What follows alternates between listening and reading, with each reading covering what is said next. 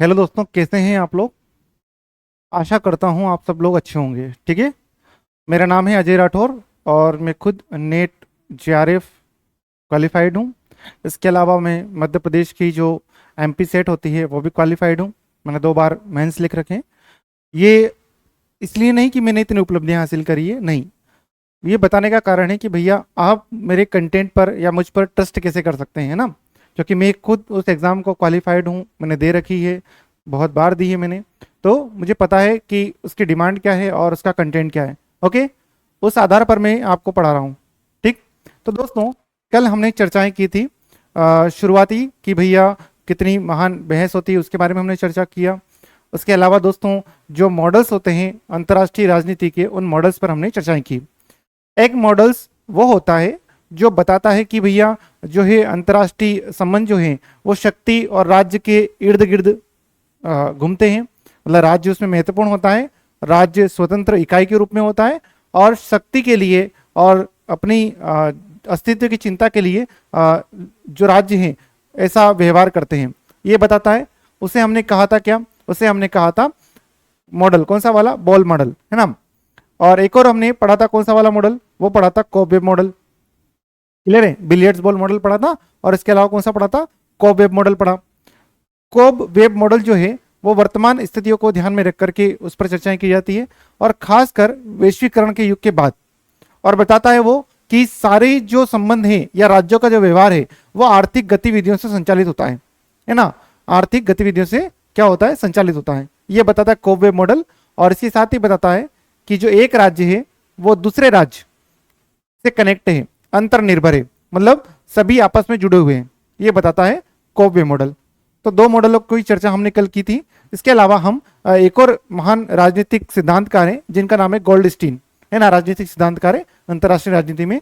इन्होंने 4 भागों में बांटा, 4 श्रेणियां बनाई अंतर्राष्ट्रीय राजनीति के विषयों की, कि इन 4 श्रेणियों के अंतर्गत सारे अध्ययन किए जाते हैं, है ना। 4 अध्ययन, 4 तरीके हैं या 4 श्रेणियां हैं। उसके अंतर्गत ही हम अंतर्राष्ट्रीय राजनीति या संबंधों का क्या करते हैं?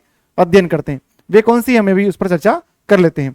पर आप मुझे बताएं, आप लोगों को अभी तक जो हमने 2 क्लासेस ली वो कैसी लगी, कितना आपको समझ में आया, वो सारी आप मुझे बताएं कमेंट करके, है ना। ज़्यादा से ज़्यादा इसे शेयर करें, लाइक करें और सब्सक्राइब ज़रूर करें, और बेल आइकन पर क्लिक ज़रूर करें, ताकि जितनी भी जो वीडियोस आने वाली है नोटिफिकेशन से वो आपको प्रॉपर मिल जाए। ओके दोस्तों, तो कमेंट करें और आप बताएं कि आपको मेरी क्लास कैसी लगी। ठीक है, अब चर्चाएं कर लेते हैं अपने कंटेंट पर। तो गोल्डा स्टीन ने जो 4 श्रेणियां बांटी है उस पर मैं चर्चा कर लेता हूं गोल्डा स्टीन के द्वारा। ठीक है। एक मिनट।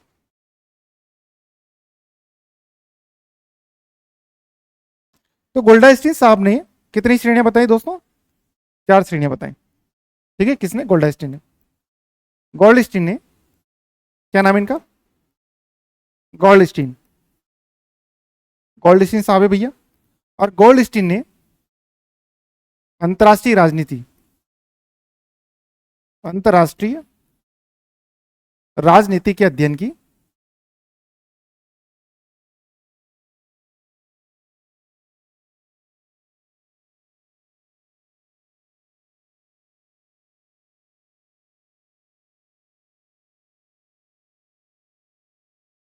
अंतर्राष्ट्रीय राजनीति के अध्ययन की 4 श्रेणियां बताई।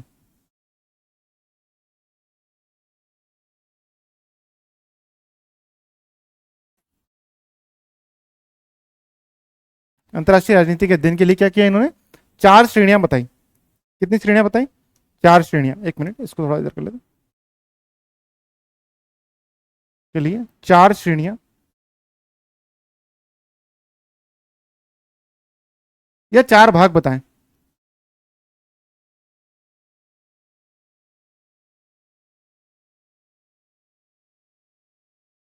अब वो बताई, है ना। और वो 4 श्रेणियां कौन कौन सी है उन पर हम डिटेल में चर्चाएं करते हैं। ठीक है, कितनी बताई? टोटल 4 श्रेणियां बताई। तो दोस्तों, चारों श्रेणियां इस प्रकार हैं। अगर हम देखें तो, एक मिनट। 4 श्रेणियों को हम विभाजित करें तो वो इस प्रकार से हैं।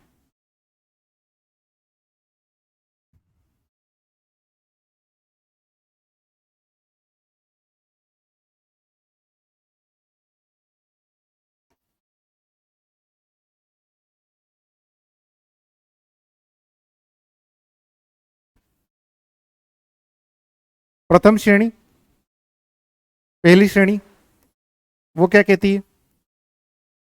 एक है दूसरी श्रेणी, द्वितीय श्रेणी।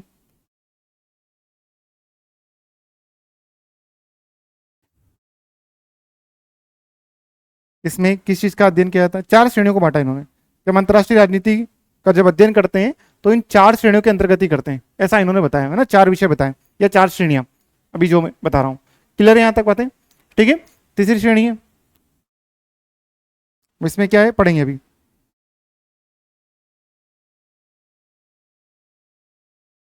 तीसरी श्रेणी और एक और लास्ट चौथी श्रेणी।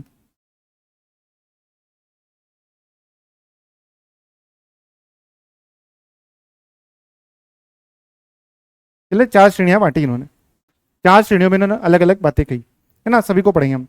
तो दोस्तों पहली श्रेणी क्या बोलती है या पहली श्रेणी में क्या बात है ना? जो फर्स्ट श्रेणी है वो किस बातों पर ध्यान आपका आकर्षित करती है या बताती है? तो प्रथम श्रेणी कुछ मूलभूत विषयों को बताती है, जिसमें राजनयन आ गया, युद्ध आ गया, व्यापार संबंध आ गए, या गठबंधन जो होता है ना, समझौता गठबंधन करते हैं, वो आ गया। ठीक है। इसके अलावा सांस्कृतिक जो गतिविधियां होती है, हमारे कल्चर आदान प्रदान होता है, जैसे फॉर एग्जांपल भारत नेपाल, भारत और भूटान, भारत और म्यांमार, या भारत और श्रीलंका, हमारे कल्चर क्या है थोड़े थोड़े मैच करते हैं और बहुत सारे मैच करते हैं, तो उन कल्चरों को क्या करते हैं, आदान प्रदान किया जाता है। और अंतर्राष्ट्रीय संगठन संगठन इसके अंतर्गत आते हैं। तो पहली श्रेणी में गोल्डस्टीन ने किसको रखा? ये एग्जाम में क्वेश्चन पूछे जाते हैं कि बताइए गोल्डस्टीन के अनुसार कितनी श्रेणियां हैं? तो टोटल चार श्रेणियां भैया। कितनी? चार।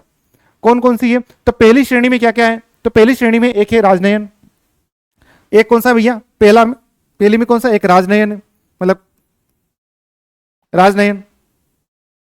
ठीक है। क्या है दोस्तों? या राज सॉरी सॉरी राजनय कर ले इसको, राजनय है। और क्या इसके अलावा? युद्ध, युद्ध का विषय आता है इसके अंतर्गत। डिप्लोमेसी एंड वॉर दोनों आता है इसके अंतर्गत। इसके अलावा व्यापार संबंध आता है इसके अंतर्गत, व्यापार संबंध।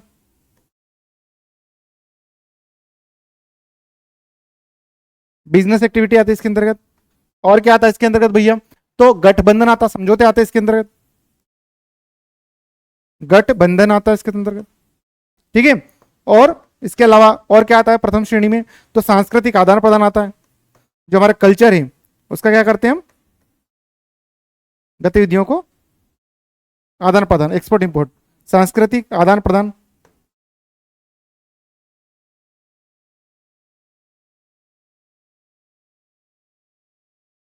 ठीक है, ये होता है इसके अंतर्गत। इसके अलावा क्या? तो अंतर्राष्ट्रीय संगठन, जो अंतर्राष्ट्रीय संगठन है, अंतर्राष्ट्रीय संगठन, जैसे पता ही है आपको अंतर्राष्ट्रीय संगठन कौन कौन से? यूएनओ हो गया, आईएमएफ, वर्ल्ड बैंक, ठीक है, डब्ल्यूटीओ, ये सब क्या है? ये अंतर्राष्ट्रीय संगठन है। तो ये संगठन भी इस क्षेत्र के अंतर्गत आते हैं, प्रथम श्रेणी में आते हैं। किस श्रेणी में आते हैं? प्रथम श्रेणी में। हमारी बात समझ आ गई? तो प्रथम श्रेणी में उन विषयों को रखा गया जो कौन कौन से हैं। तो एग्जामिनर यही काम करता है, क्या करेगा? जोड़ी मिलान में भी देगा तो क्या करेगा? एक तरफ वो श्रेणियां लिख देगा और दूसरी तरफ क्या लिख देगा? उनके अंतर्गत आने वाले विषय। तो हमें पता होना चाहिए कि प्रथम श्रेणी में कौन सा आता है। तो उसमें राजनय आता है, युद्ध आता है, व्यापारिक संबंध, गठबंधन, सांस्कृतिक आदान प्रदान, और एक और कौन सा है? अंतर्राष्ट्रीय संगठन। जैसे फॉर एग्जाम्पल क्या दोस्तों? तो डब्ल्यूटीओ, वर्ल्ड बैंक, आईएमएफ और यूएनओ, है ना, ये सब इसके अंतर्गत आते हैं। बात समझ आ गई? अब सेकंड श्रेणी में क्या आता है? तो जो राष्ट्रों के मध्य जो भी संघर्ष होते हैं और सहयोग होते हैं, उनसे जुड़े मुद्दे इसमें शामिल किए जाते हैं, है ना। तो राष्ट्रों के मध्य, राष्ट्र मतलब एक राज्य से दूसरे राज्य, है ना। तो राष्ट्रों के मध्य मतलब भारत और पाकिस्तान, भारत और अमेरिका वगैरह, है ना। तो राष्ट्रों के मध्य संघर्ष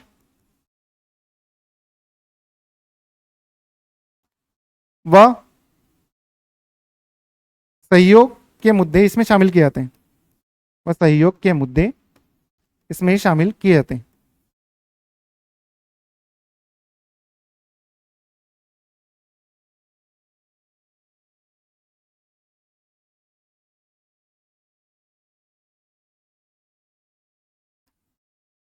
संघर्ष भी और सहयोग भी, दोनों के मुद्दों का अध्ययन किसके अंतर्गत है?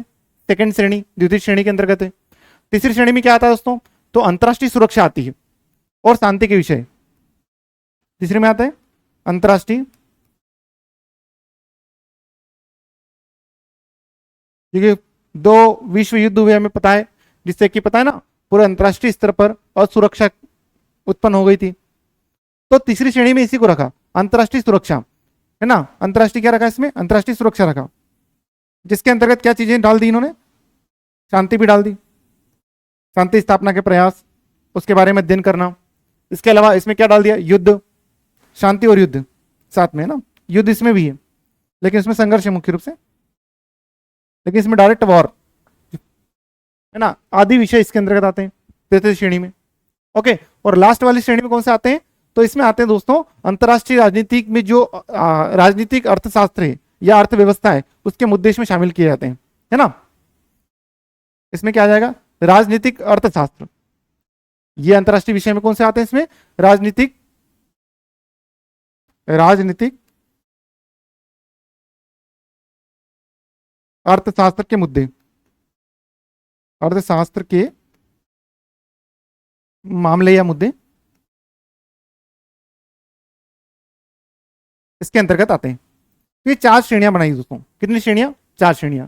ठीक है, तो याद रखना गोल्डास्टीन ने या गोल्डस्टीन ने दोस्तों कितनी श्रेणियां में बांटा अंतरराष्ट्रीय राजनीति के अध्ययन के लिए? 4 श्रेणियां बांटी। पहली श्रेणी में क्या है? तो पहली श्रेणी में भैया राजनयन, युद्ध, व्यापार संबंध, संगठन, सांस्कृतिक गठबंधन, सांस्कृतिक आदान प्रदान, अंतरराष्ट्रीय संगठन। ठीक है, ये सारे अलग अलग विषयों पर इसको डाल दिया प्रथम श्रेणी में। सेकंड श्रेणी में संघर्ष को भी डाला और सहयोग को भी, दोनों मुद्दे का साथ में अध्ययन करना। इसमें अंतरराष्ट्रीय सुरक्षा को मेन रखा गया, और अंतरराष्ट्रीय सुरक्षा के अंतर्गत जैसे युद्ध तो यहां पर भी है और वहां पर भी है, लेकिन ये युद्ध किसके बारे में बात कर रहा है? अंतरराष्ट्रीय सुरक्षा के बारे में। समझा गया? इसको हम पढ़ेंगे, इसके अंतर्गत इन चीजों को देखा जाएगा, तो शांति को देखा जाएगा। अगला है चौथी श्रेणी, अंतरराष्ट्रीय जो राजनीति है, उसमें राजनीतिक अर्थशास्त्र के जो मुद्दे हैं उनको रखा जाता है। और ये करा किसने? क्लासिफिकेशन ये किया दोस्तों गोल्डास्टीन ने।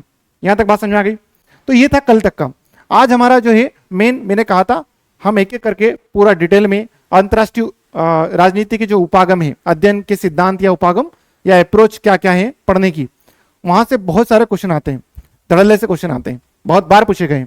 अभी भी जो एमपी असिस्टेंट प्रोफेसर की एग्जाम थी, वहां 4 क्वेश्चन आए सीधे एक ही टॉपिक से, एक है आदर्शवाद और एक है यथार्थवाद। तो आदर्शवाद तो नहीं पूछा उसने, लेकिन आदर्शवाद के अलावा जो यथार्थवाद है, जो भी हम पढ़ेंगे, वो पूछा गया। उसके 4 क्वेश्चन आए थे डायरेक्ट, और एक क्वेश्चन 4 नंबर का। तो जिसके 4 क्वेश्चन सही होंगे, सोचो कितने नंबर बढ़ेगा उसके? समझ गया? 16 नंबर बढ़ेगा उसके डायरेक्ट। तो ये जानना जरूरी, अप्रोच जैसे क्वेश्चन बहुत आते हैं। समझ गया? तो हम पढ़ते हैं अगला। अब आते हैं हम अंतरराष्ट्रीय राजनीति के क्या दोस्तों उपागम, एक एक करके उनके बारे में जानेंगे।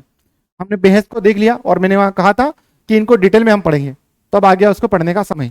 ठीक, तो दोस्तों शुरुआत करते हैं हम अपने उपागम की, और पहला उपागम है आदर्शवादी उपागम।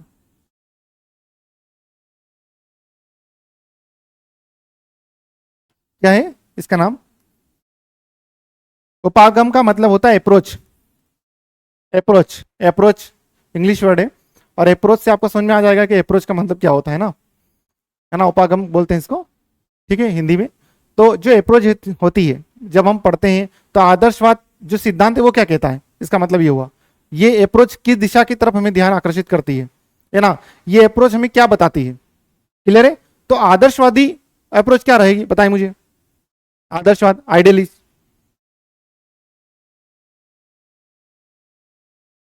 आइडियलिस्ट अप्रोच,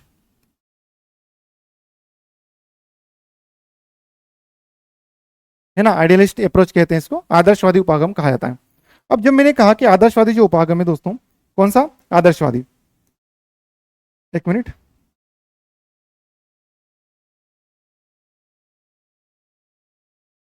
छोड़ो यार, इसको बेकार लगेगा। आदर्शवादी जो अप्रोच है वो किस पर बात करेगा, और इसके प्रणेता कौन है, कहां से सिद्धांत आया है, सारी बातें।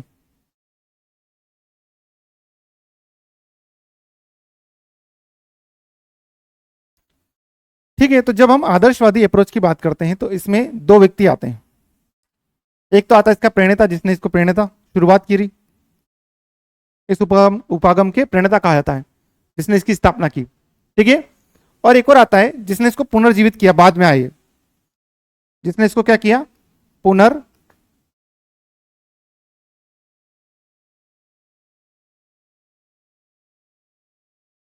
किया। दो व्यक्ति हैं इसमें, पुनर्जीवित करने वाला भी एक व्यक्ति है, प्रणेता करने, जिसने प्रणेता मतलब जिसने सिद्धांत दिया। तो जिसने सिद्धांत दिया उसका नाम है कॉन्डरसेट।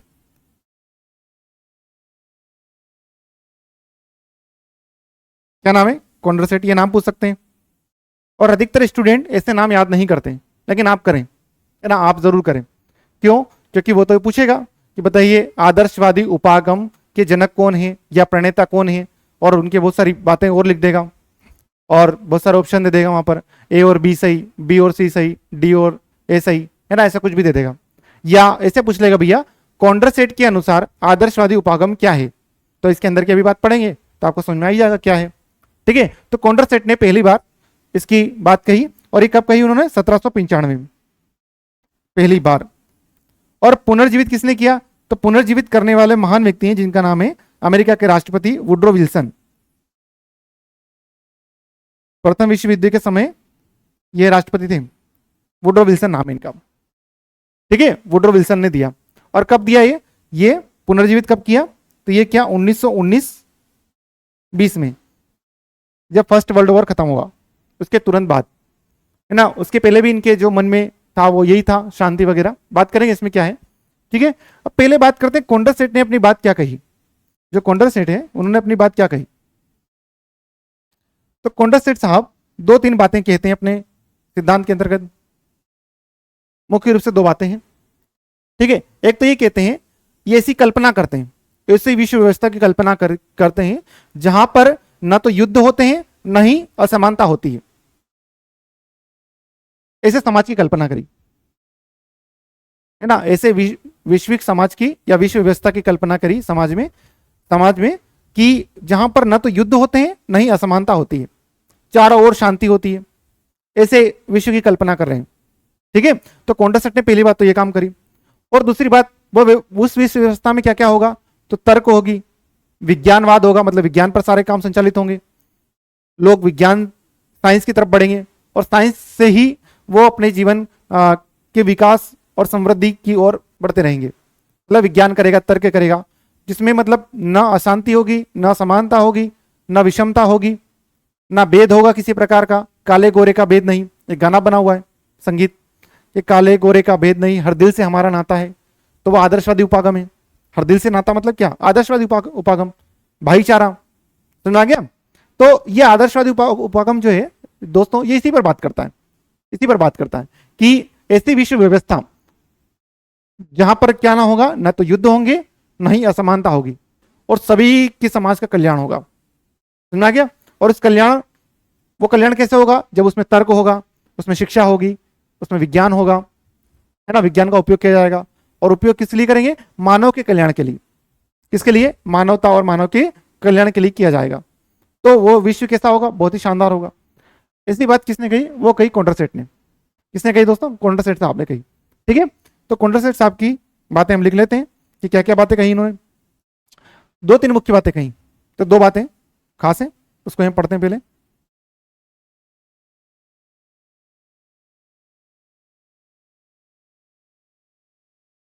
तो पहली बात, एक मिनट,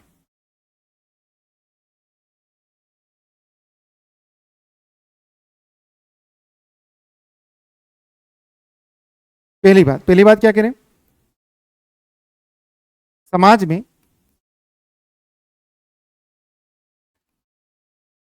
ऐसे या ऐसी विश्व व्यवस्था की कल्पना करना, ऐसी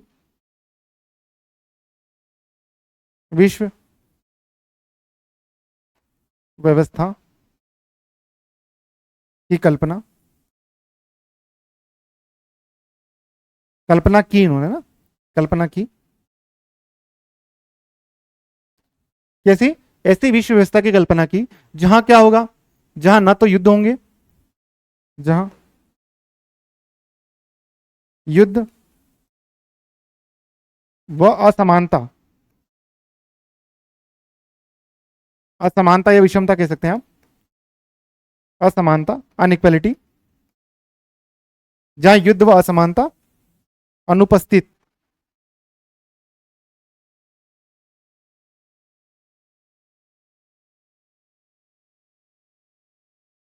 होंगे, ऐसा बताया इन्होंने। ठीक है, और क्या बताया, जिसमें तर्क,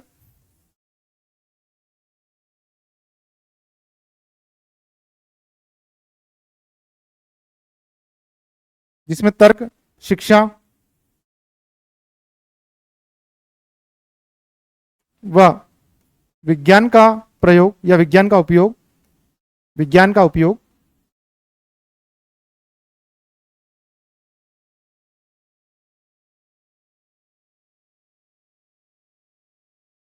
मानवता के विकास के लिए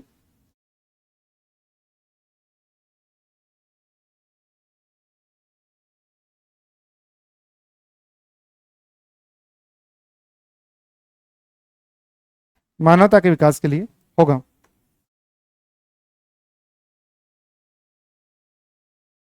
किसके विकास के लिए होगा, मानवता के। मेरी बात समझे, ये बात कौन कह रहे हैं, तो ये बात कह रहे हैं हमारे कोंड्रासेट साहब। कौन कह रहे हैं,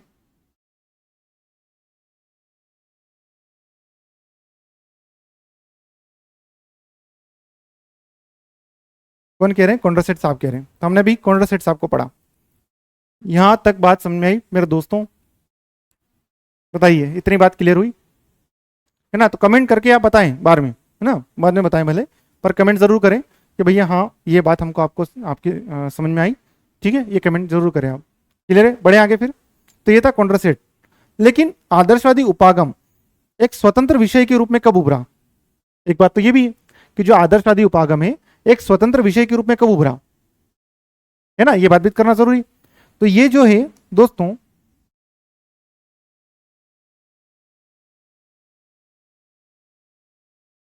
ये जो है स्वतंत्र विषय के रूप में, किस रूप में, स्वतंत्र विषय के रूप में कब आया, तो आया दोस्तों कब, प्रथम विश्व युद्ध के बाद। प्रथम विश्व युद्ध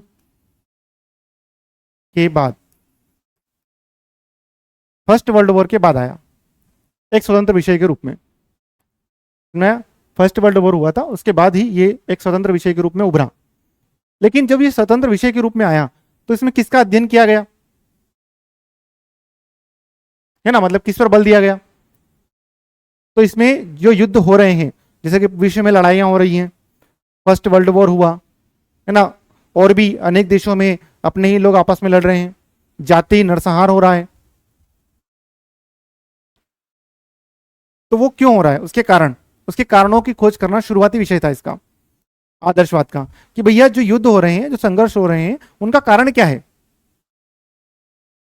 और अगर उनका कारण पता लग गया तो हम आसानी से वहां पर शांति स्थापित कर सकते हैं। ये इनका मुख्य विषय रहा। सुना है क्या जो मैंने कहा। तो जब हमने पढ़ा कि प्रथम विश्व युद्ध के बाद ये स्वतंत्र विषय के रूप में उभरा, लेकिन इसमें अध्ययन किसका किया गया या किस चीज पर जोर दिया गया। ठीक है, तो इसमें दोस्तों, इसमें इसमें क्या हो रहा है, जो राष्ट्र में या युद्ध है ना, इसमें युद्धों व संघर्षों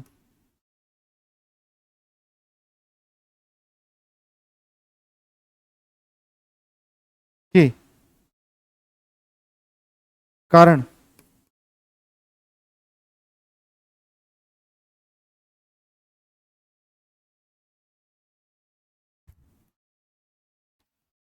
कारणों की खोज पर बल दिया गया शुरुआत में।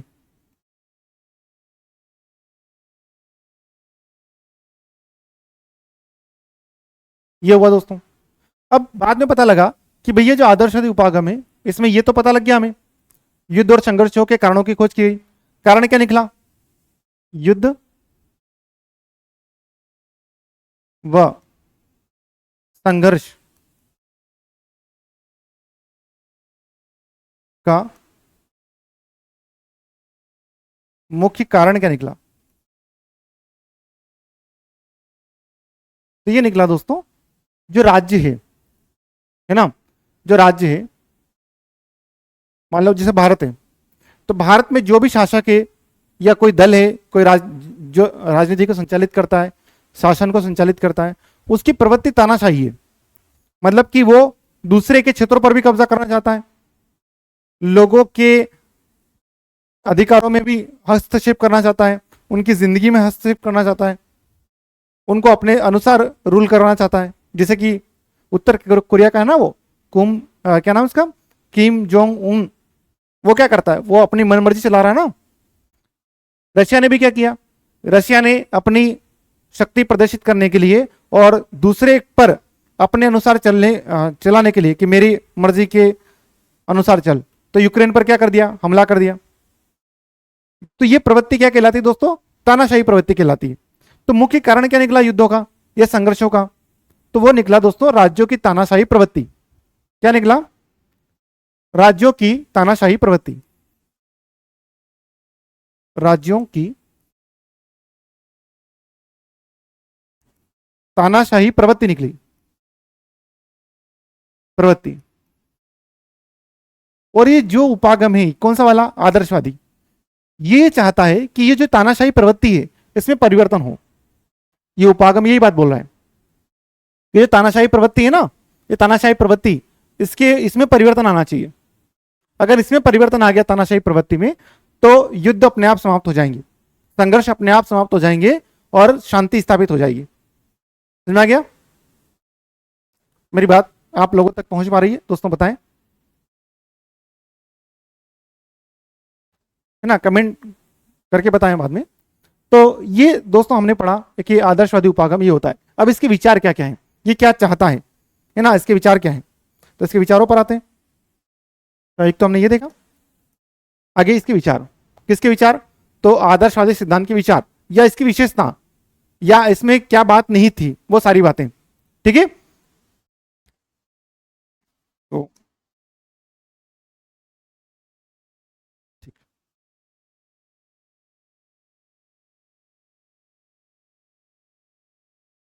आदर्शवादी उपागम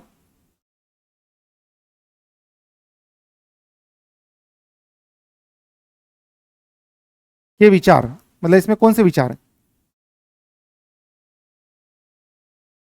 है ना, इसके अंतर्गत कौन से विचार आते हैं?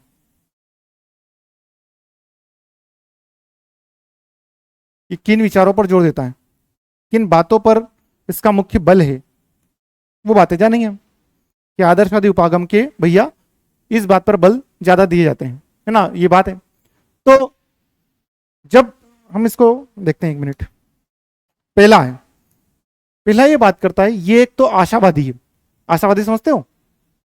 आशावादी, आशावादी लोग वे होते हैं जो आशा करते हैं कि ऐसा हो, ऐसा होना चाहिए। जैसे कि हम बोलते हैं ना हमारे गांवों में, घरों में, कि भैया व्यक्ति को ईमानदार होना चाहिए, व्यक्ति को सत्यनिष्ठ होना चाहिए, सभी के साथ न्याय करना चाहिए, झूठ नहीं बोलना चाहिए। तो नहीं हटाता पहले, सबसे पहले तो वो, है ना, झूठ बोलना चाहिए कर लेता है। तो ये हम चाहते हैं, समाज में अपराध नहीं होना चाहिए, स्त्रियों और पुरुषों को समानता का अधिकार होना चाहिए। पर क्या रियलिटी में ऐसा है? नहीं है ना। पर आदर्शवादी यही बात करता है कि ऐसा होना चाहिए। जिसे गांधी जी कहते हैं ना, राम राज्य होना चाहिए। अब होगा नहीं होगा ये पता नहीं, और उनकी आशा क्या थी कि ऐसा होना चाहिए। क्लियर है? अब राम राज्य हम भारत में बात करते हैं, लेकिन पाकिस्तान क्या राम राज्य स्थापित करने के पक्ष में क्या नहीं है?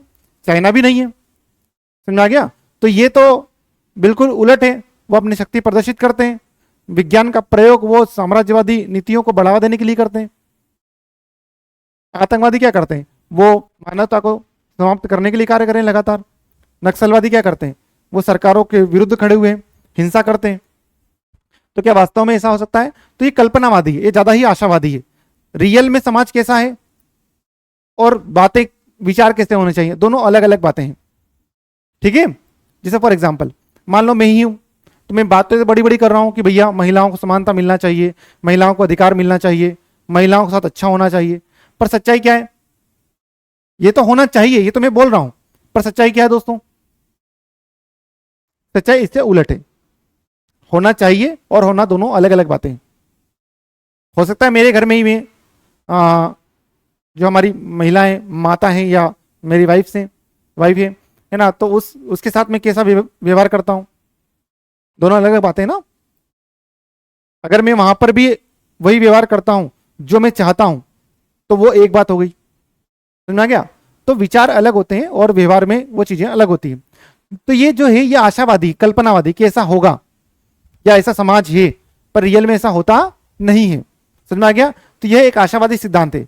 और आशावादी सिद्धांत ये क्या बातें करता है कि जो राज्यों के व्यवहार है उसमें परिवर्तन लाएंगे हम, और विश्व में न्याय और शांति की स्थापना हो पाएगी। ठीक है। तो ये एक ही पहला बात, तो क्या पहली बात क्या है इसमें? फर्स्ट बात ये क्या है? यह आशावादी सिद्धांत है। कैसा सिद्धांत है? आशावादी सिद्धांत है। फर्स्ट बात तो ये। अब आशावादी सिद्धांत है तो क्या आशा क्या है इसकी? इसकी इच्छा क्या है ना? ये क्या आशा रखता है? ये आशा रखता है कि राज्यों के व्यवहार में परिवर्तन संभव। इसकी इच्छा ये, और ये मानता ये है कि राज्यों के व्यवहार, जो राज्य व्यवहार करते हैं, जैसे चाइना जो व्यवहार कर रहा है, पाकिस्तान जो व्यवहार कर रहा है ना, तो राज्यों के व्यवहार में परिवर्तन संभव। पर क्या रियल में यह हो सकता है राज्यों के व्यवहार में परिवर्तन लाना? यह बोल रहा है कि राज्यों के व्यवहार में परिवर्तन संभव है, हो सकता है। चाइना अपनी नीतियां बदल सकता है, वो भारत के पक्ष में हो सकता है, और भारत को लद्दाख का क्षेत्र जो उसने कब्जा कर रखा है, अरुणाचल प्रदेश के कुछ क्षेत्र जो उसने कब्जे कर रखे हैं, वो हमें को दे देगा। पाकिस्तान भी का स्वभाव बदल जाएगा और जो जम्मू कश्मीर है वो भारत को दे देगा। क्या ऐसा संभव है? लेकिन ये कल्पना कर रहा है, ये आशावादी है। बाद में इसकी आलोचना भी करेंगे। ठीक है, क्लियर है? और क्या होगा जब ये हो जाएगा, राज्यों के व्यवहार में परिवर्तन हो जाएगा संभव, तो क्या होगा? विश्व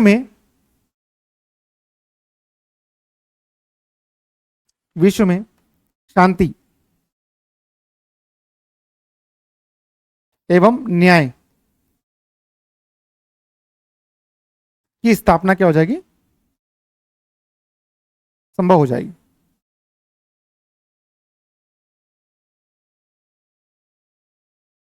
ये बात कौन कर रहा है? ये बात करते हैं आदर्शवादी। जैसे कॉन्ड्रेसेट हुआ, वुड्रो विल्सन हुआ, ये सब क्या है? आदर्शवादी है।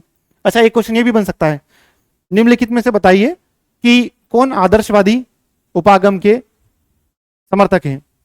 तो कौन है? दो पढ़ चुके हैं हम। एक का नाम है क्या? एक का नाम है वुड्रो विल्सन और एक और का नाम है कॉन्ड्रेसेट। और भी एक दो आएंगे अभी। ठीक है, तो वो आप याद कर लें, नाम रट लें उनको एक साथ कि कौन कौन आदर्शवादी सिद्धांतकार के समर्थक हैं। ठीक है, एक बात तो ये आपको समझ में आ गई होगी। दूसरा क्या? दूसरा विचार क्या है इसमें? विश्व में शांति और न्याय की स्थापना संभव हो पाई।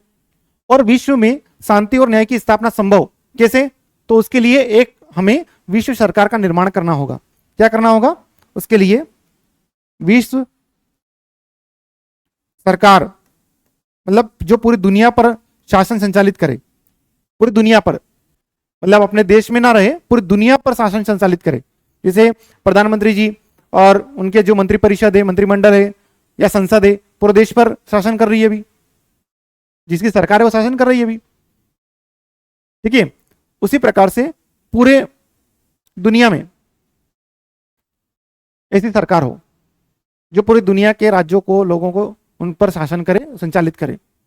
ठीक है, तो वर्ल्ड गवर्नमेंट के निर्माण पर बल देता है। किस पर बल देता है?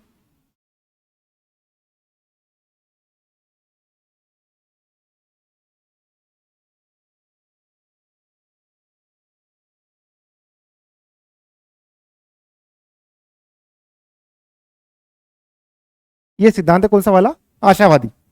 ठीक है, समझ में आया दोस्तों? इसके विचार क्या है? विचार आप जान रहे हैं आदर्शवादी उपागम के। ठीक है, अगला क्या है, ये मानता है कि जो मानव का स्वभाव है वो अच्छा है और शांति प्रिय है। इसका मानना क्या है कि जो मनुष्य है वो उसका स्वभाव जो है वो अच्छा है और वो शांति चाहता है। इसका विचार है आदर्शवादियों का। पर रियलिटी में क्या ऐसा है? क्या हर व्यक्ति चाहता है कि शांति हो? बहुत सारे लोग तो अशांति फैलाने के लिए पैदा हुए, जैसे मणिपुर में जो हो रहा है, जो बांग्लादेश में हो रहा है, वो क्या है? या जो हमास जो कर रहा था इसराइल के साथ, और अब इसराइल जो हमास के साथ कर रहा है, जो रशिया जो है वो किसके साथ, यूक्रेन के साथ कर रहा है, या प्रथम विश्व युद्ध, द्वितीय विश्व युद्ध, ये क्या है सब? या हमारे ही भारत में जितने भी हम युद्ध देखें, हाइडे स्पीच का जो युद्ध हुआ था, सिकंदर ने जो राजा पोरस पर अधिकार किया, सॉरी हराया राजा पोरस को झेलम नदी के तट पर। या फिर हम सिकंदर जो महान हम कहते हैं, उसने क्या करा? उसका सपना ही ये था कि मैं विश्व विजेता बनूं, और विश्व विजेता बनने के लिए क्या करना पड़ेगा? युद्ध करने पड़ेंगे, बहुत सारी लाशें बिछानी पड़ेगी, तभी मैं बन सकता हूं विश्व विजेता, तभी मैं दूसरे राज्यों पर कब्जा कर सकता हूं, है ना। मौर्यों ने क्या किया, गुप्तों ने, सातवाहनों ने, शुंगों ने, बाद में मध्यकाल में जो भी दिल्ली सल्तनत काल में गुलाम वंश ने, फिर बाद में जो है मुगलों ने क्या किया? यही तो किया। अंग्रेजों ने क्या किया? अंग्रेजों ने हमारे यहाँ आकर के जबरदस्ती हम पर कब्जा किया। तो मानव का स्वभाव क्या अच्छा है या बुरा? लेकिन ये बोलते हैं अच्छा है, शांतिप्रिय है, और अंतर्राष्ट्रीय जो राजनीति है वहां पर शांति और सहयोग संभव, इनका मानना है, इनका आदर्शवादियों का। ठीक है, तो दूसरी बात क्या है, क्या मानना है इनका? मानव स्वभाव या मानव का स्वभाव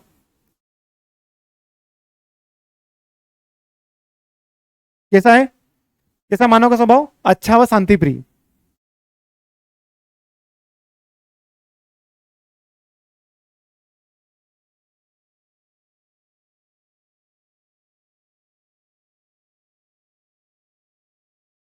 ये बात ही मान रहा है कि मानव का स्वभाव कैसा है? अच्छा भी है और शांति प्रिय है। सुना आ गया? ये बात बोल रहा है। लेकिन इसमें भी दो तीन बातें आती हैं इसके अनुसार। इसके अनुसार क्या? अंतर्राष्ट्रीय राजनीति में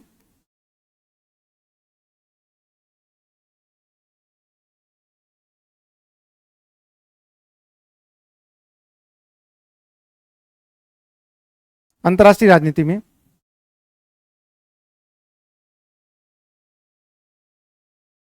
शांति व सहयोग संभव,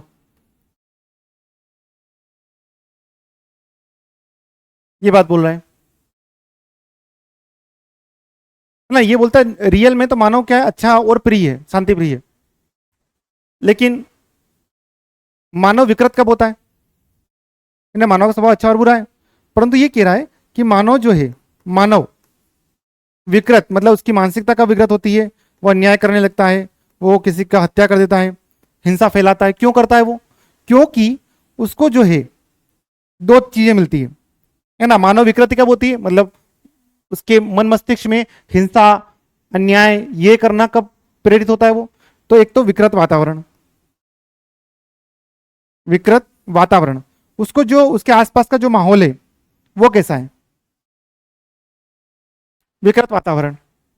और विकृत संस्थाएं जो उस देश में शासन करती हैं, रूल करती हैं, वो संस्थाएं कैसी है? अगर वो विकृत हैं,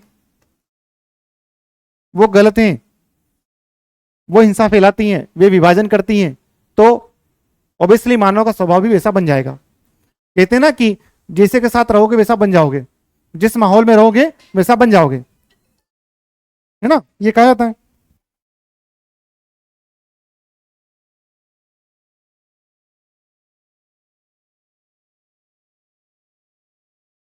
ठीक है दोस्तों, तो मैं जस्ट मिनट आया, एक मिनट।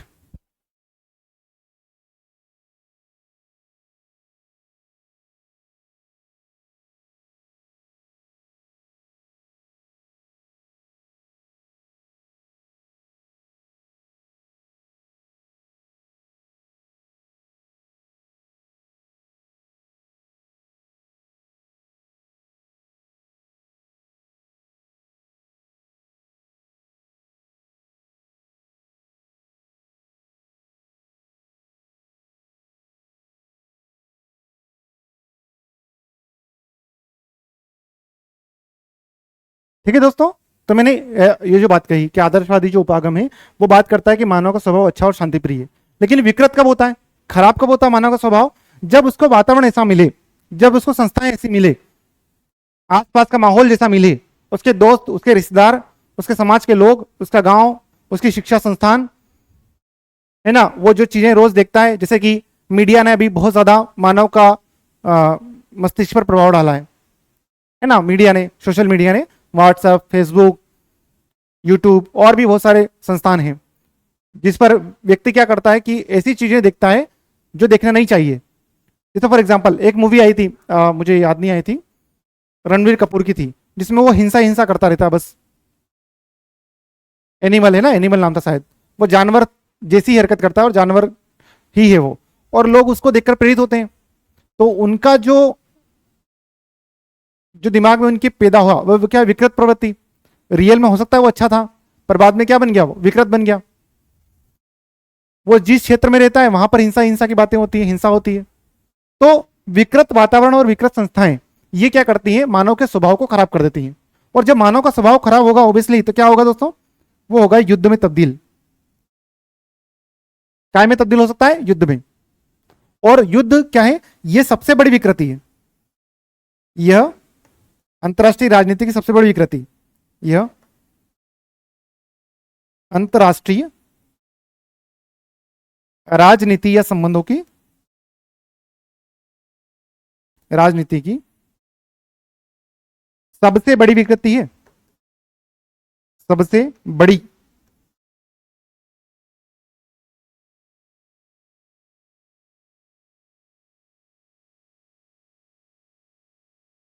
सबसे बड़ी विकृति है।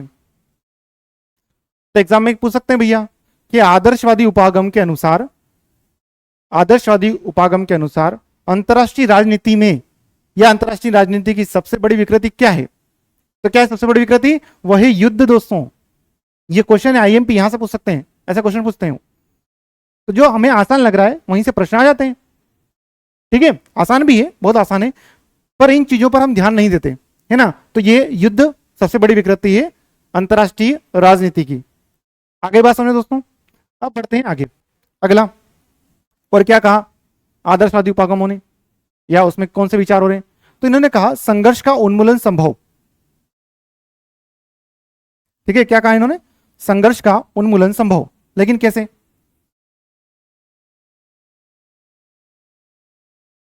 संघर्ष का उन्मूलन संभव, और वो कैसे हो सकता है? संघर्ष का उन्मूलन कैसे हो सकता है? तो दो बातें बताई, दो बातें बताई कैसे हो सकता है। अब दो बातें कौन सी है? तो पहली बात इन्होंने बताई कि लोकतंत्र, डेमोक्रेसी, लोकतंत्र का प्रसार। जहां पर भी लोकतंत्र होगा वहां क्या नहीं होगी, वहां हिंसा नहीं होगी, लोकतंत्र का प्रसार, या होगी तो नाम मात्र की होगी, है ना। जहां जहां डेमोक्रेसी है वहां बड़े पैमाने पर युद्ध नहीं होते, या लोकतांत्रिक देशों में आपस में युद्ध नहीं होते।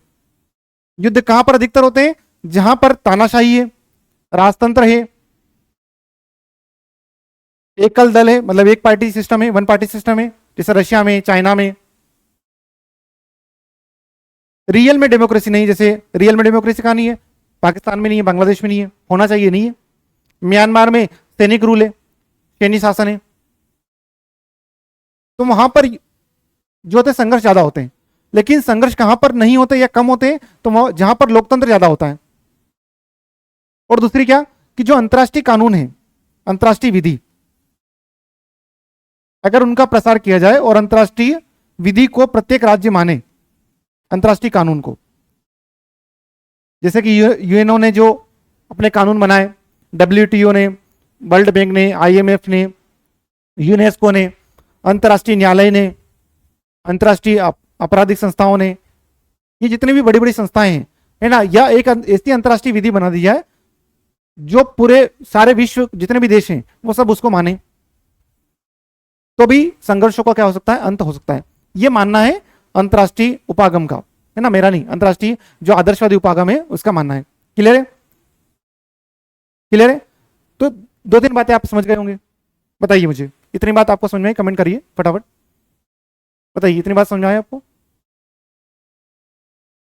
आप डिटेल में है तो बहुत डिटेल में भी खत्म कर देंगे इसको, पर आपको समझ में आया इतना? दूसरी बात क्या, ये सिद्धांत जो है वो कैसा है? अगली बात क्या,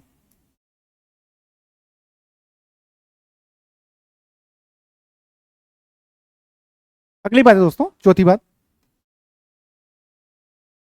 यह प्रगतिवादी सिद्धांत है। कैसा है? प्रगतिवादी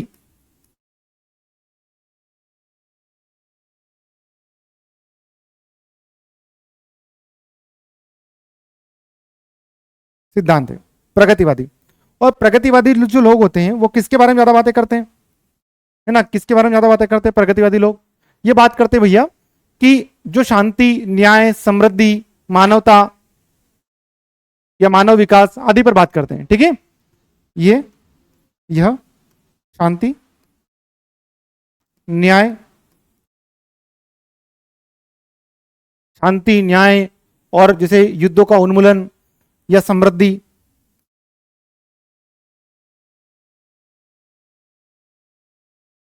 मानव मानवता पर विश्वास करते हैं।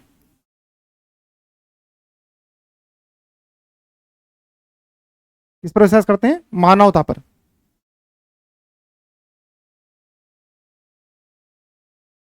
मानवता पर विश्वास करते हैं। तो ये कैसा सिद्धांत है? प्रगतिवादी, ठीक है? प्रगतिवादी जो वृद्धि और विकास चाहता है लगातार, बस मतलब इसका ये मकसद नहीं है कि अशांति होनी चाहिए, युद्ध होना चाहिए, लड़ाई झगड़े होना चाहिए, इसके बारे में ये बात नहीं करता। ठीक है दोस्तों, इतनी बात समझाई? क्लियर हुआ? ठीक है। अब दूसरी बात और क्या, अब ये बात करता है शक्ति राजनीति जो है वहां पर हम उसके स्थान पर हम शांति की स्थापना कैसे कर सकते हैं? जो शक्ति राजनीति है, चौथी बात, पांचवी बात क्या करता है? जो शक्ति राजनीति है, कौन सी राजनीति? शक्ति। चारों ओर कौन सी राजनीति चलती है? शक्ति की राजनीति चलती है। जो शक्ति राजनीति है, इस शक्ति राजनीति को आप थोड़ा सा चेंज कर सकते हैं, इसको बदल सकते हैं आप शांति की स्थापना से।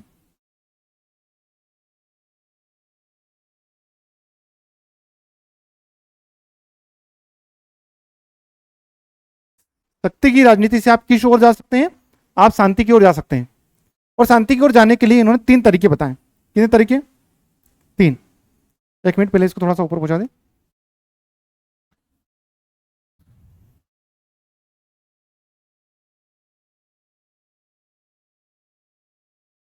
ठीक है, 3 तरीके बताए। 3 तरीके, 3। एक मिनट, इसको तो ये रहने दें। 3 तरीके, कितने तरीके? 3। इन 3 तरीकों को अपनाएं आप तो शांति स्थापना हो सकती है। ये मैं नहीं कह रहा हूं, ये कौन कह रहे हैं? ये कह रहे आदर्शवादी उपागमवादी। ठीक है, तो इन्होंने कहा कि राष्ट्रों द्वारा नैतिक सिद्धांतों का वर्णन किया जाए। जितने भी राष्ट्र हैं, जितने भी राष्ट्र हैं वो क्या करें? राष्ट्रों द्वारा, किसके द्वारा? राष्ट्रों द्वारा, जितने भी देश हैं वो सारे राष्ट्रों द्वारा क्या किया जाए? राष्ट्रों द्वारा नैतिक सिद्धांतों का वर्णन या नैतिक सिद्धांतों को अपनाया जाए। नैतिक सिद्धांतों को अपनाया जाए। नैतिक सिद्धांत मतलब क्या? कि भैया युद्ध नहीं करना चाहिए, संघर्ष नहीं करना चाहिए, भाईचारा स्थापित करना चाहिए, जितने भी अगर विवाद के मुद्दे हैं वो शांतिपूर्ण तरीके से हल किए जाने चाहिए, ये बातें बोलता है बस। ठीक है, तो नैतिक राष्ट्रों द्वारा नैतिक सिद्धांतों को अपना जाए, पहली बात तो ये।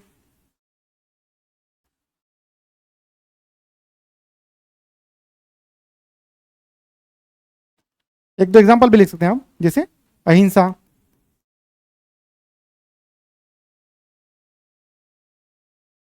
अहिंसा, बंधुत्व, न्याय, ये क्या है? ये सब नैतिक सिद्धांत है, आदि है ना, और भी बहुत सारे ऐड कर सकते हैं आप, इनको अपनाया जाए। दूसरा क्या करें? सर्वाधिकार, सर्वाधिकारवादी, जिसके पास बहुत सारे अधिकार हो, जैसे कि कोई कोई सरकारें बन जाती ना, चाइना में जैसे सरकारें, चाइना में, रशिया में, वहां पर राजनीतिक जो दल है वो कैसा है, उसके पास बहुत सारी पावर है, इतनी ज्यादा पावर है कि वो कुछ भी कर सकता है, कुछ भी मतलब अपने देश में जो चाहे वो करवा सकता है, लोगों को कुछ भी निर्देश दे देता है। जैसे कि फॉर एग्जाम्पल उत्तर कोरिया है ना। तो यही बात है कि सर्वाधिकारवादी राजनीतिक दलों का उन्मूलन करो, राजनीतिक दलों का उन्मूलन, दलों का उन्मूलन। अगर आपने उन्मूलन कर दिया तो क्या नहीं होंगे, युद्ध नहीं होंगे और शांति स्थापित हो जाएगी। मतलब कि बहुत सारे दल होने चाहिए और ऐसे दल होना चाहिए जो मिलजुल करके काम कर सकें, पक्ष और विपक्ष दोनों हो, परंतु ऐसा ना हो कि देश में अशांति फैलाए। ठीक है, ये होना चाहिए। तीसरी बात बोली इन्होंने कि विश्व सरकार की स्थापना कर दो, ऐसी सरकार जो पूरे विश्व में रूल करे और पूरे विश्व में शांति और व्यवस्था कायम करे, विश्व सरकार की स्थापना।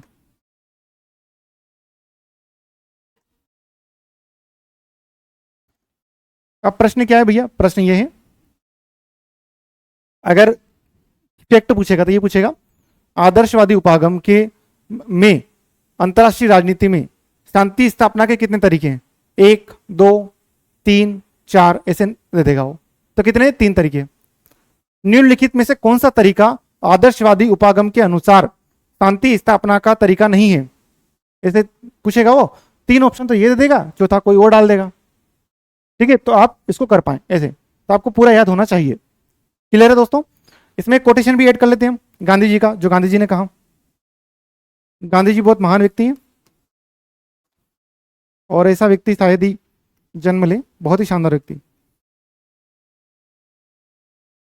ठीक है, गांधी जी ने कुछ बात कही, वो बात बहुत प्यारी थी। वो बात क्या थी दोस्तों, इन्होंने कहा कि एक राष्ट्र के हित मानव जाति के बृहत्तर हित के साथ मेल बैठाया जा सकता है। मतलब भी एक जो राष्ट्र है, एक जो देश है, उसमें मानव जाति का जो हित है और जो सारे हित हैं, उन दोनों में तालमेल बैठाया जा सकता है। ये बात बोल रहे हैं कौन, ये बोल रहे हैं महात्मा गांधी।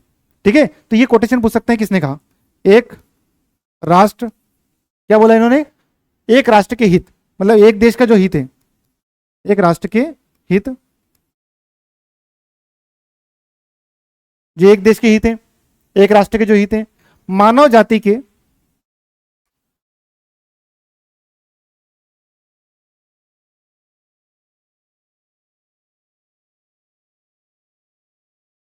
मानव जाति के क्या, तो मानव जाति के बृहत्तर हित, जितने भी मानव जाति के हित हैं, मानव जाति के बृहत्तर हित के साथ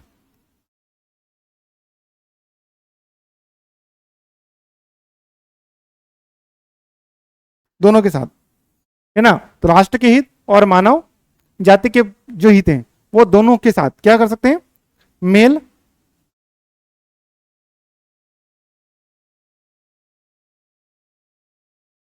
बैठाया जा सकता है।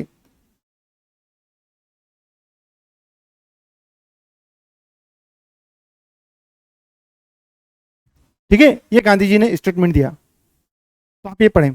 इसके अलावा कौन है और महान व्यक्ति जिन्होंने अपनी बातें कही, तो एक ही इमैनुअल कांट, इन्होंने एक किताब लिखी, वो किताब आपको पढ़ना बहुत ज्यादा जरूरी, पढ़ना ही है, कोई ऑप्शन नहीं है आपके पास दूसरा। इनकी एक पुस्तक है, क्या नाम है इनका, इमैनुअल कांट। कांट ने क्या बात कही, तो इमैनुअल जो कांट है, उन्होंने एक किताब लिखी, perpetual peace, a philosophical sketch, है ना। क्या लिखा उन्होंने, परपेचुअल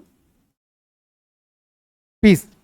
और एक और बात याद रखें, किताबों के पूरे नाम याद हों, क्योंकि अभी जो असिस्टेंट प्रोफेसर का एग्जाम हुआ था उसमें पता है उसने क्या करा, उसने पीछे वाला नाम दे दिया बस। जैसे कि इसमें पीछे वाला नाम क्या है, अ फिलोसॉफिकल स्केच, है ना, ये नाम दे दिया। मार्गंधव की किताब थी वो, उसमें पीछे वाला नाम दे दिया बस, आगे वाला दिया ही नहीं। तो आपको पूरी याद होना चाहिए किताब, और याद करने का तरीका ये नहीं कि बस एक बार पढ़ा और याद हो गया, नहीं। आप एक पन्ने पर एक साथ लिख लें सबको, मैं करवाऊंगा फिर वो शॉर्ट में डाल भी दूंगा, है ना। तो फिलोसॉफिकल स्केच तो पूरा एक साथ पढ़ें और रोज पढ़ें, बस उसको रोज देखें, अपने आप वो याद हो जाएंगे, है ना, और मन में दोहराएं। 1795 ये किताब लिखी गई थी, 1795 में। किसने लिखी है? एमिनल कांट ने। और इन्होंने शाश्वत शांति की स्थापना की बात कही। किसकी बात कही दोस्तों? शाश्वत शांति, मतलब सविदुर शांति, चारों ओर शांति। ये बात कौन बोल रहे हैं? Immanuel Kant. मैं नहीं बोल रहा हूं, कौन बोल रहे हैं? Immanuel Kant. फिर मेरी भी इच्छा यही है कि चारों ओर शांति स्थापित हो, है ना। तो इमैनुअल जो कांट है वो क्या कह रहे हैं दोस्तों?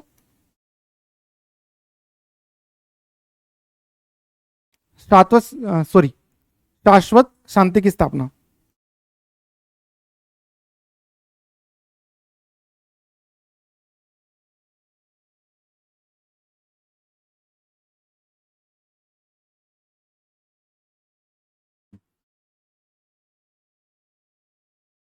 शाश्वत शांति की स्थापना की बात कर रहे हैं, समझ आ गया। अब इन्होंने तीन बातें बताई कि शाश्वत जो शांति है वो कैसे आ सकती है। एक मिनट पानी पी लेता हूं।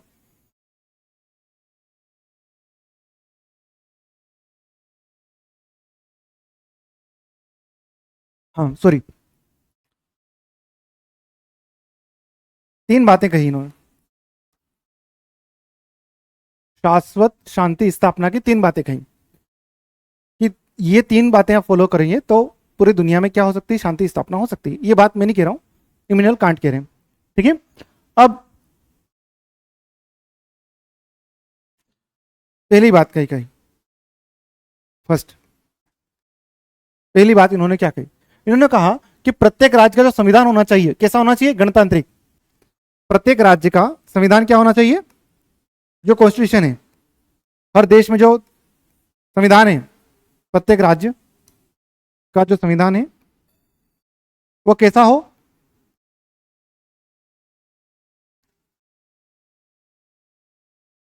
गणतांत्रिक हो।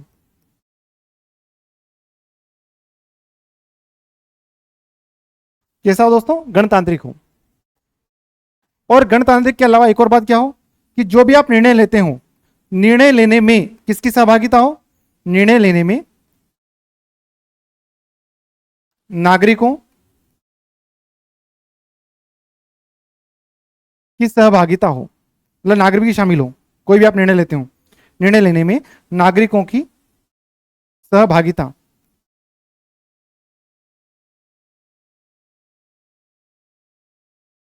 सहभागी हो, नागरिक शामिल हो, उनकी सहमति हो, सहभागिता भी हो और उनकी सहमति हो। अगर नागरिकों की आप नागरिकों से पूछोगे तो हर नागरिक चाहेगा ना कि हमारी संपत्ति की रक्षा हो, हमारे घर बार बचे रहें, सारी चीजें वो हो, ठीक है। तो उससे क्या होगा? उससे दोस्तों युद्ध में कमी होगी।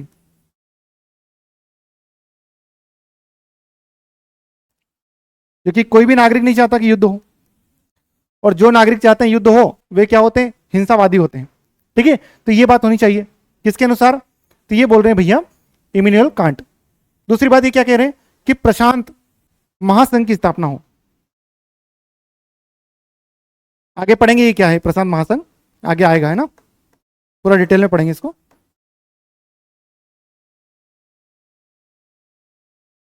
प्रशांत महासंघ की स्थापना, एक बार ये क्वेश्चन आया था भैया, शायद राजस्थान असिस्टेंट प्रोफेसर और यूजीसी नेट में दोनों में आया था कि प्रशांत महासंघ की स्थापना, है ना, का सिद्धांत किसने दिया या गठन की वकालत किसने की? तो किसने की थी? वो एमिनुअल कांट ने, ठीक है। अब प्रशांत महासंघ का गठन या संघ का गठन, इसमें क्या होगा? राज्यों के मध्य आपसे समझौते होंगे। इसमें होगा क्या? राज्यों के मध्य आपस में समझौते होंगे।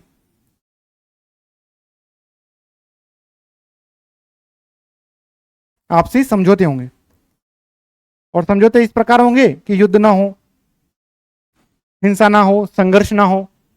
समझ आ गया? और इस समझौते में क्या क्या बात होगी? तो इस समझौते में जो बात होगी, मैं अगले पेज पे एबीसीडी में लिख देता हूं। इस समझौते में क्या क्या बात होगी? पहली बात ये होगी भैया कि राज्यों की सुरक्षा बनी रहे। जब राज्य आपस में समझौता करेंगे उस समझौते में क्या बात होगी कि सुरक्षा बनी रहे, मतलब कि एक राज्य दूसरे राज्य पर आक्रमण ना करे, उसकी सीमा पर कब्जा ना करे, उसके क्षेत्र पर कब्जा ना करे। समझा गया? तो राज्यों की सुरक्षा बनी रहेगी। समझौता होगा तो क्या होगा, समझौते जो होंगे उससे क्या होगा, राज्यों की सुरक्षा बनी रहेगी।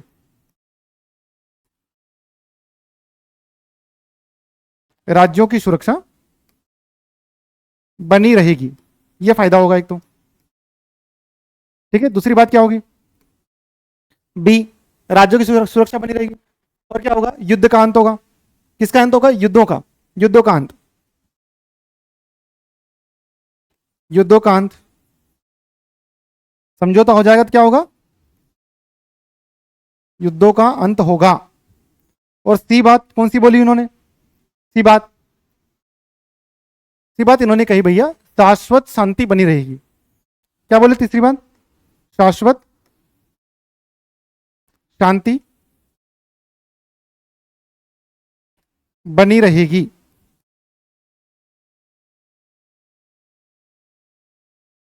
ठीक है, तो ये दूसरी बात के अंतर्गत था, जो समझौते होंगे ना, तो समझौते होंगे तो ये फायदे होंगे।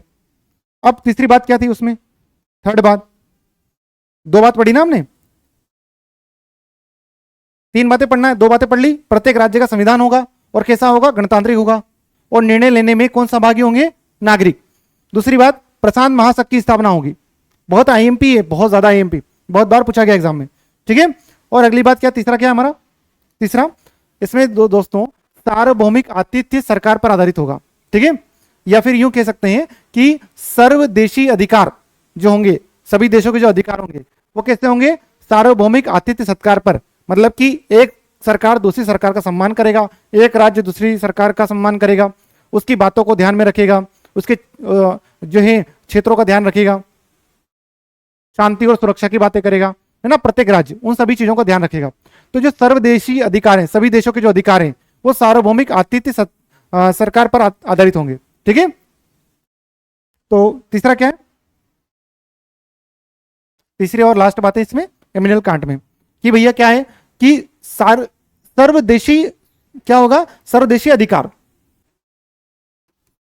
सर्वदेशी अधिकार, सभी देशों के अधिकार।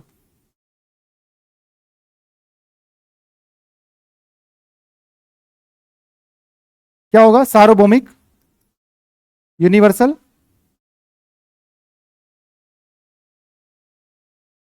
सार्वभौमिक आतिथ्य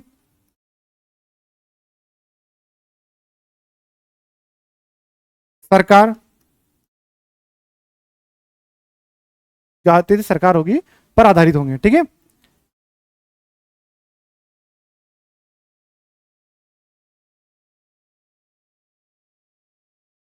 ये होगा तो शांति स्थापित हो जाएगी।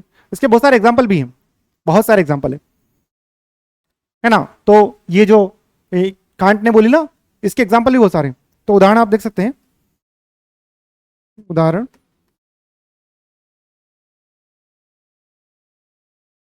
एग्जाम्पल, तो पहला एग्जाम्पल है, पहला एग्जाम्पल वुड्रो विल्सन, इसको डिटेल में पढ़ाऊंगा मैं। वुड्रो विल्सन का, है ना, वुड्रो विल्सन की 14 सूत्रीय घोषणा पत्र, काया की 14 सूत्रीय घोषणा पत्र, 14 सूत्रीय घोषणा पत्र किसका दोस्तों, वुड्रो विल्सन का। अब सवाल ये नहीं है, सवाल ये पूछेगा वो कि वुड्रो विल्सन किस उपागम के सिद्धांतकार हैं, तो वो है कौन से वाले, आदर्शवादी। दूसरा क्वेश्चन क्या, वुड्रो विल्सन ने कितनी सूत्रीय घोषणा की, 14। कब की, तो कब की दोस्तों, 8 जनवरी, 8 जनवरी 1918, 1918 को की। कहां पर की, तो अमेरिकी कांग्रेस में की, अमेरिकी कांग्रेस में।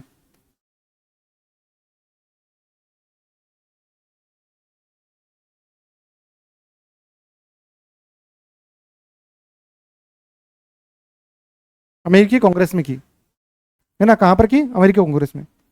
कितनी? 14 सूत्री। और 14 सूत्री में कौन कौन सी बातें? 14 सूत्री की बात करें हम तो कौन कौन सी बातें इसमें? इसको ये डाल लेना ताकि गिनतियां लिखना। ए, पहली बात बोली इन्होंने खुले समझौते होना चाहिए। पहली बात क्या बोली?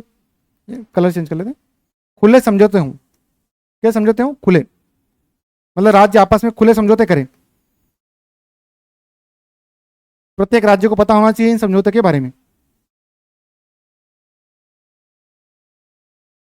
पहली बात क्या हो? खुले समझौते हों। दूसरी बात क्या हो? सागर की स्वतंत्रता। सागर मतलब ओशियन पर किसी का कब्जा ना हो। जैसे हिंद महासागर, प्रशांत महासागर, वहां पर जो भी आना जाना चाहे, आवागमन करना चाहे कर सकता है स्वतंत्र रूप से। ठीक है, तो सागर की स्वतंत्रता मतलब वहां पर ऐसा नहीं होना चाहिए किसी एक देश का कब्जा हो। सागर की क्या हो? स्वतंत्रता हो। तीसरी बात क्या बोली इन्होंने अपने समझौते में? तीसरी बात यह कही कि व्यापार के अवरोध का उन्मूलन, मतलब कि कोई भी देश ऐसी नीतियां नहीं बनाएगा जिससे कि व्यापार गतिविधियां बाधित होती हों। ठीक है, तो व्यापार के अवरोध का उन्मूलन हो, व्यापार के अवरोध का उन्मूलन हो।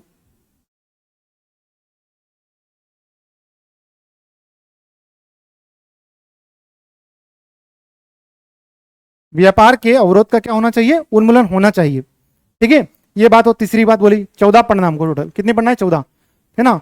चौथी बात कौन सी कही? तीसरी बात थी, चौथी बात कौन सी कही? चौथी बात कही दोस्तों, हथियारों में कमी हो, पूरे विश्व से हथियार का उन्मूलन हो, है ना। हथियार, हथियारों में क्या हो? कमी हो। किसमें कमी हो? हथियारों में कमी हो। पांचवी बात क्या कही भैया? तो पांचवी बात कही कि उपनिवेशों का निष्पक्ष समाधान हो। उपनिवेश मतलब क्या? कि ब्रिटेन ने भारत में आकर के उस पर कब्जा किया, तो हम उपनिवेश थे किसके? ब्रिटेन के। हम गुलाम थे किसके? ब्रिटेन के। तो हमारे साथ जो हमारा देश है उसके साथ क्या होना चाहिए? निष्पक्ष समाधान हो, उस समस्या का सॉल्यूशन हो। ठीक है, तो उपनिवेशों का,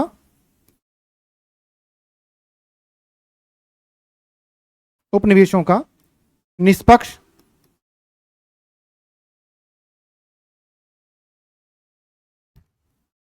समाधान हो, यह वुड्रो विल्सन ने कही। 14 सूत्री मांगे, सॉरी 14 सूत्री घोषणा थी। छठी क्या बात कही उन्होंने? रूस के अधिकार के बारे में बात कही। रूस की अधिकार, उसके स्वतंत्रता, उसके बारे में बात कही। तो रूस तो आजाद था, लेकिन रूस में जो नागरिक थे या रूस के जो क्षेत्र थे उनकी बारे में। ठीक है, साथ ही बात बेल्जियम के बारे में। बेल्जियम, बेल्जियम की स्वतंत्रता व संप्रभुता।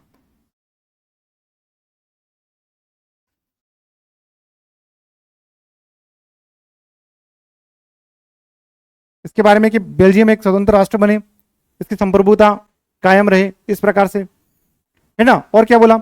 आठवें में फ्रांस के अधिकार, फ्रांस के अधिकार,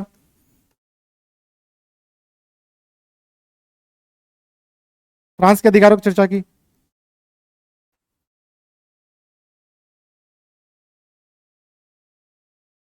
नौवे पर किसकी की?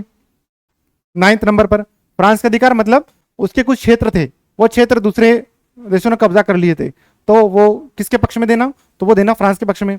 फिर इटली जो है उसकी सीमा का निर्धारण, इटली की जो सीमा थी, उसके जो क्षेत्र थे, सीमा का पुनर्निर्धारण।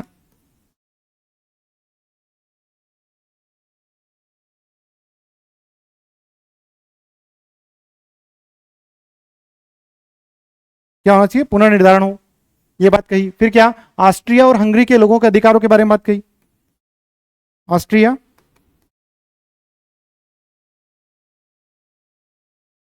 एंड हंगरी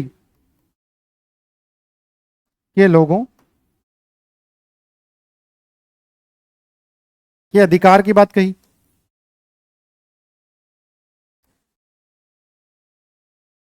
ठीक है, 11वीं बात क्या बोली उन्होंने?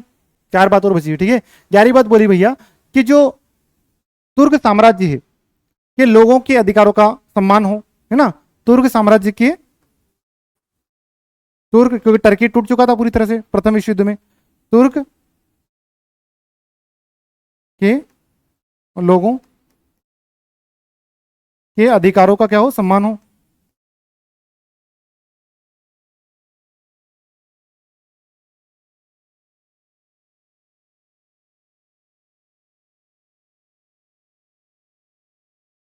तुर्क के लोगों के अधिकारों का क्या होना चाहिए, सम्मान होना चाहिए। फिर पोलैंड की स्वतंत्रता, बारी बात क्या बोली, पोलैंड, सॉरी, पोलैंड की स्वतंत्रता व संप्रभुता।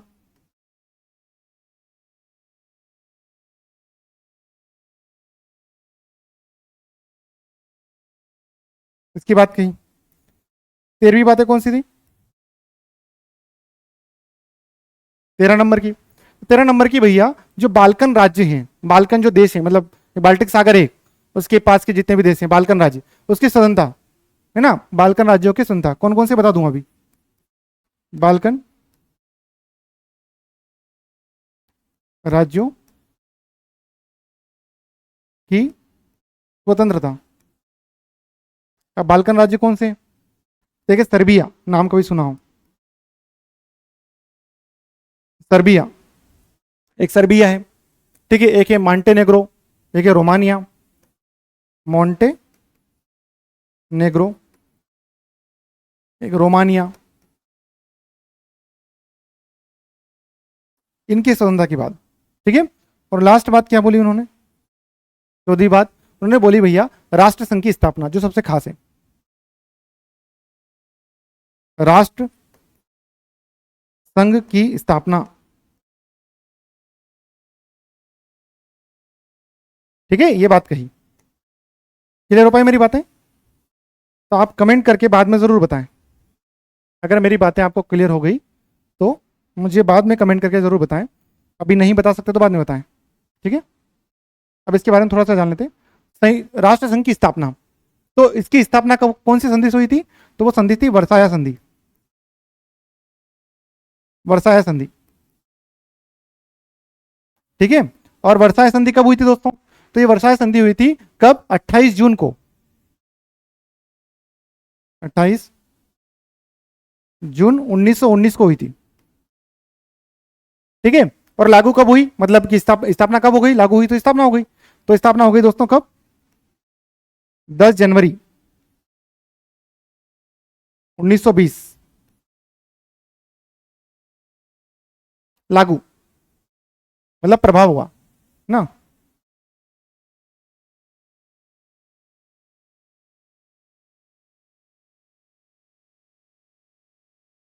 प्रभाव में आया, ये संधि हुई, इसके बाद ये बना। क्लियर है।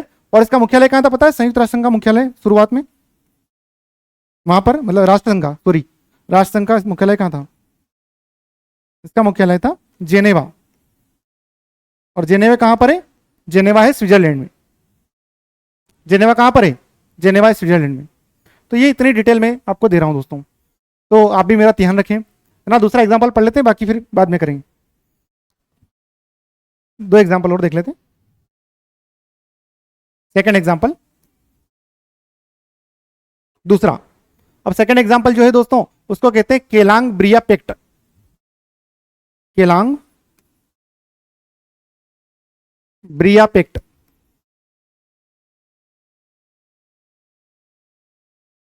एक समझौता था ये, एक संधि थी, ठीक है। ये कब हुई थी, तो ये हुई थी दोस्तों 27 अगस्त को, 27 अगस्त 1928 को।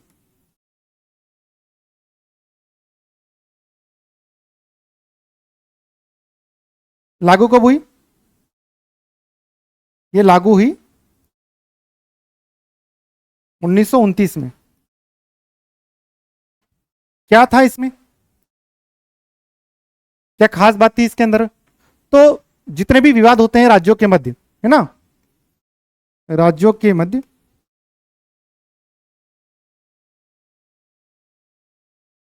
के विवादों को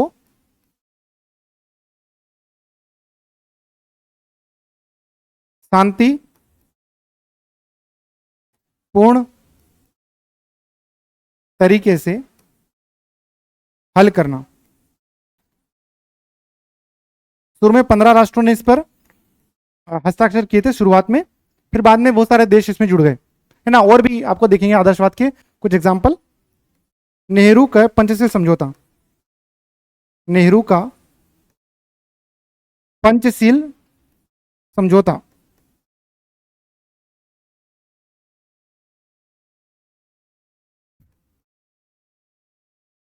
फेमस है ये। नेहरू का पंचशील समझौता कब हुआ था, बहुत बार एग्जाम में पूछा गया। 29 अप्रैल को हुआ, 29 अप्रैल 1954 को, ठीक है। कहां पर हुआ ये पूछा जाता है, तो बीजिंग में हुआ था। कहां पर हुआ था, बीजिंग। बीजिंग कहां पर है, चाइना में, वहां पर हुआ था ये समझौता। और इसमें लास्ट बात, फिर बाकी कल करेंगे। लास्ट बात क्या है, नेहरू के पंचशील समझौते, 5 समझौते थे इसमें, ठीक है, लेकिन अभी हम नहीं पढ़ना है, हम बाद में पढ़ेंगे उसको, ठीक है। नेहरू कौन था, एक तरफ थे पंडित जवाहरलाल नेहरू, हमारे पीएम थे भारत के। और दूसरी तरफ कौन था, इनके मध्य हुआ था, नेहरू के अलावा कौन था, तो चाइना के पीएम। अब चाइना के पीएम का क्या नाम है भैया, तो जोऊ एनलाई, जोऊ, ये याद करना जरूरी क्योंकि अभी एक एग्जाम में पूछा गया था। एनलाई, सॉरी एनलाई, ये कौन थे, पीएम, कहां के, चीन के। अब आप कहेंगे भैया कि ये नाम याद करना क्यों जरूरी, क्योंकि अभी प्रोफेसर के एग्जाम में पूछा गया था कि सिंधु समझौता जो हुआ वो किस किस के मध्य में हुआ, नाम दिए थे उसमें, तो पंडित नेहरू और जॉन क्या नाम, एन वाई, इनके बीच में कौन सा वाला हुआ था, पंचशील। और वो हुआ था अयूब खान, नेहरू और अयूब खान के बीच में, तो ऐसा नाम पूछ लिया था, तो आप भी नाम याद रखें, ठीक है, क्लियर है। और इसका मुख्य उद्देश्य क्या था इस समझौते का, शांतिपूर्ण सह अस्तित्व, शांतिपूर्ण सह अस्तित्व,